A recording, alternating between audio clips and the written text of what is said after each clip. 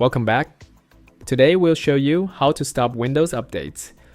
On Windows 10 using two very simple methods. Most Windows users find these updates annoying and say they cause problems like slowing down the internet, slowing down the PC, increasing the size of the system partition, and many other frustrating issues.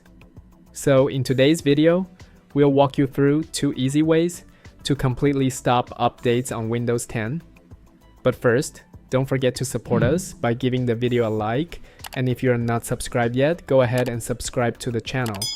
And most importantly, turn on the bell icon so you don't miss any of our future videos. First method. This method is very easy and will disable updates completely. Open the Run window by pressing Windows plus R, or right-click on the Start menu and select Run. Then type this command, services.msc. Press Enter. This command will also be in the video description. A window will open, scroll down, to find Windows Update. Double-click on it. Now, follow these steps carefully. Under Startup Type, select Disabled.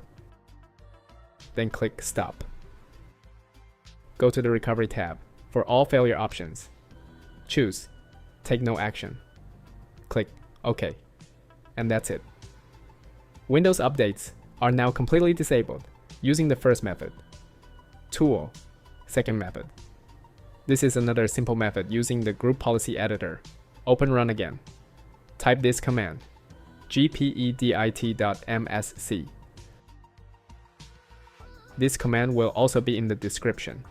Click OK. Now go to Administrative Templates, Windows Components, Windows Update. Scroll down and find this option. Remove access to use all Windows Update features. Double-click on it. From the options, select Disabled. Then, click OK. And that's it. You now know two effective ways to stop Windows updates on Windows 10. If you found this video helpful, don't forget to like, subscribe, and most importantly, turn on the notification bell so you never miss an update.